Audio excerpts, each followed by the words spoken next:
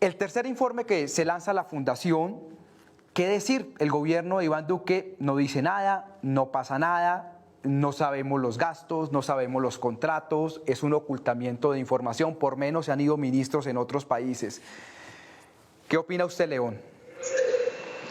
Pues toda esta información que queremos entregar con datos fehacientes, con datos muy investigados, de lo poco que se puede buscar, digamos, en toda la información del gobierno, pues muestra una cosa desastrosa. Pues ha habido, por un lado, una ineficiencia en la atención de esta pandemia, que es una cosa dolorosa, porque lo que se pierden son miles y miles de vidas y la economía y la situación social, y ha habido una cosa negligente para manejar esta pandemia. Pero además, unos funcionarios como Eduardo José González, que están manejando fondos, un subfondo, en el caso de la Unidad Nacional de Gestión de Riesgos, de una manera realmente como escandalosa, como lo vemos. Por un lado, una red clientelista que se ve en donde el principal beneficiario de todos estos contratos es el señor Enrique Peñalosa. O sea que en este caso, y es muy especial, le dieron a Enrique Peñalosa, como decir, tenga esto del manejo de la pandemia. Es también vergonzoso que él, que es una persona que ha proclamado su lucha contra la corrupción y contra el clientelismo, esté usufructuando de manera como la usufructúa, porque no es solo su funcionario más cercano, sino incluso su alfil de la política, que es el señor Miguel Uribe, que está, digamos, usufructuando esto. Por otro lado, lo que denunciamos nosotros es la forma como se están haciendo contratos con empresas que no tienen nada que ver con el tema. Uno se asombra que SAS, que es una empresa pues dedicada, digamos, dice que está en la importación de licores y en el manejo de bebidas, entonces termina en un contrato de más de 93.000 millones de pesos para ventiladores de UCIs. Ese es otro de los factores. Otro de los factores que hemos denunciado es, digamos, empresas ya cuestionadas por la Procuraduría con hallazgos fiscales terminan con grandes contratos enormes de 37.000, 40.000 millones de pesos. Eso, pues, es parte de todas las denuncias que están en cabeza de esto. Pero lo más asombroso para nosotros es que hay un silencio enorme en los medios de comunicación, que solo algunas organizaciones de la sociedad civil estamos tratando de arañar y de escudriñar y de investigar sobre lo que está ocurriendo con los fondos de la pandemia.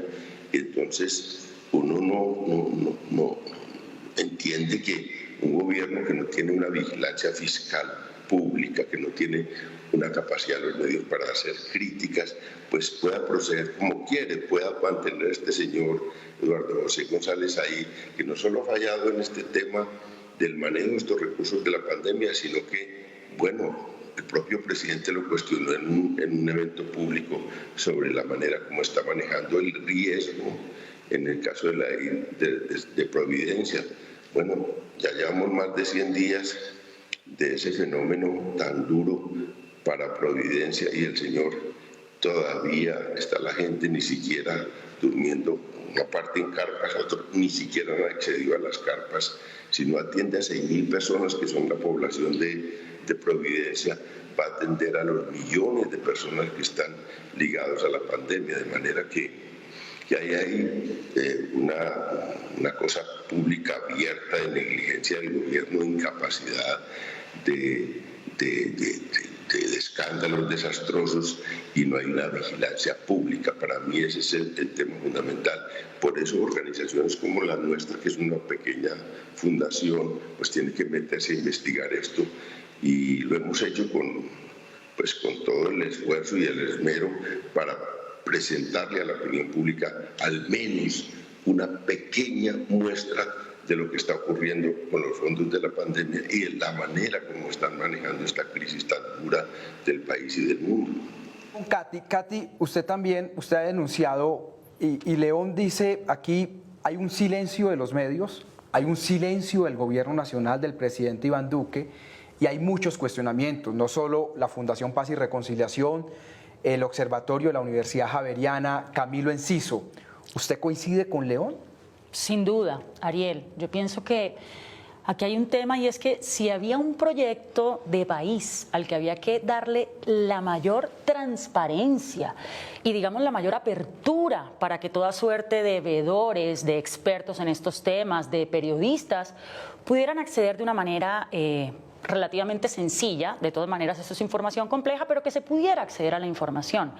Lo que uno ve, Ariel, es que desde el comienzo de la pandemia, cuando el presidente Duque decreta la emergencia y empieza a expedir una serie de decretos legislativos, uno de ellos tuvo un impacto inmediato en el control social, y fue el decreto mediante el cual ampliaron los términos de respuesta en las peticiones públicas de 5, 10 o 15 días, según el caso, a 35 días hábiles, Ariel. Entonces, los que estamos dedicados a la veeduría, los investigadores, los activistas, si sufrimos para que el Estado nos dé la información, digamos, en un estado no excepcional, ahorita realmente es más difícil porque las entidades están demorando meses en darle información a la ciudadanía. Pero yo me quiero referir, digamos, a un punto central, por lo menos para la veeduría de la que hago parte, y es el tema de que no hay un modelo de seguimiento a la contratación, Ariel. Y esto que se ve en el gobierno nacional no pasa así en los gobiernos locales.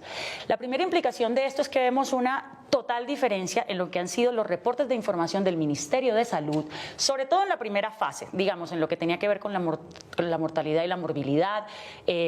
El ministerio tenía un buen portal de datos, los datos eran abiertos, la gente podía, digamos, hacer sus propios reportes, y eso contrasta profundamente con lo que han sido los informes de reportes de contratación. Vea usted que el gobierno nacional, digamos, apelando a todos estos temas del derecho privado, con la ONG-RD y demás, no ha dado esta información de manera clara, y pues miren lo que estamos revelando ahora. Pues hay políticos aquí metidos. Uno diría, hombre, se entiende que en algunas entidades los gobiernos pues tienen a su gente de confianza, a la gente que les ha hecho campaña, pero en el tema del COVID uno esperaría, digamos, un nivel de preparación técnica y de idoneidad que no pareciera ser el criterio al momento de asignarle estos cargos o estos contratos a los políticos.